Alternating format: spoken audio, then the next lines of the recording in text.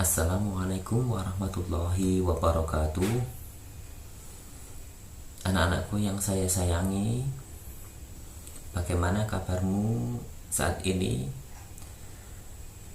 Semoga kalian di rumah tetap dalam keadaan baik, dalam keadaan sehat-sehat selalu.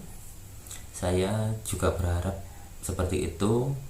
Saya dan keluarga di sini dalam keadaan sehat, terhindar dari COVID-19 yang mengharuskan kita belajar dari rumah.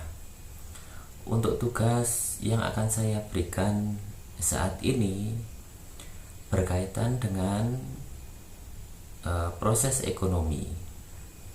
Disimak dengan baik apa yang akan saya sampaikan, difahami pelan-pelan sehingga kalian dalam materi ini nanti bisa memahami dengan baik dan benar-benar bisa memahami dengan sempurna. Kegiatan ekonomi pada dasarnya terbagi menjadi 3 bagian. Nanti akan saya munculkan di sini.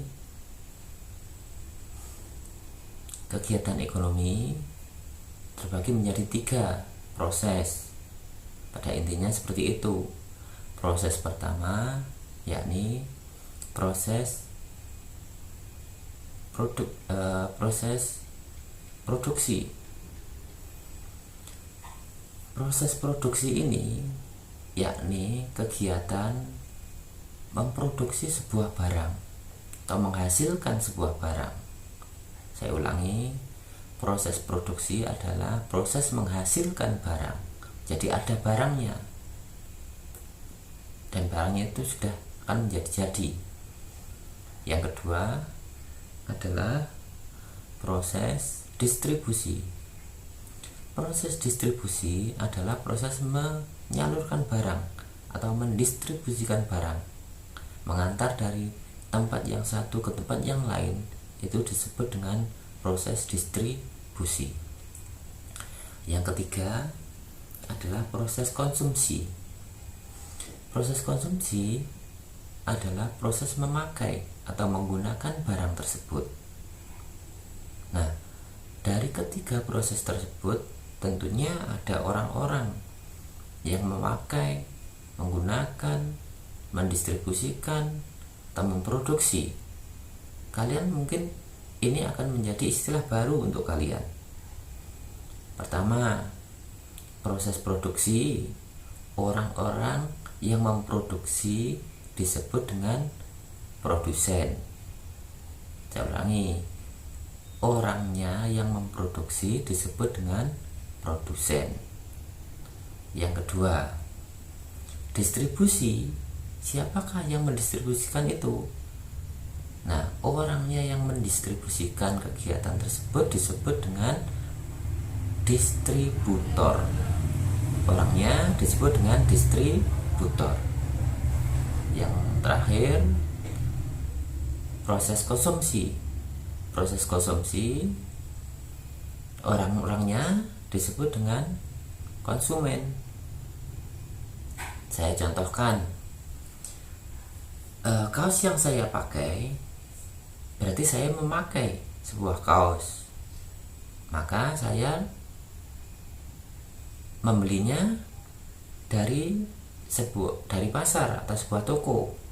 Saya membeli, itu namanya konsumsi. Saya mengkonsumsi sebuah barang. Saya adalah konsumennya. Nah, dari mana kaos ini berasal? Tentunya toko tersebut didistribusikan dari orang lain, dari distributor. Mungkin distributornya ada di Jakarta, perusahaan konveksi di Jakarta. Nah, perusahaan konveksi di Jakarta tersebut mengirimkan kaos ini ke Surabaya. Namanya itu adalah proses distribusi.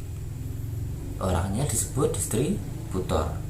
Nah, produksi konveksi di Jakarta, kaos ini berasal dari apa? Berasal dari benang. Nah, benang itu dari apa? Benang dari kapas. Nah, dari kapas sampai menjadi kaos ini ada beberapa tahapan proses ekonomi atau kegiatan ekonomi yang berlangsung di kehidupan kita sehari-hari.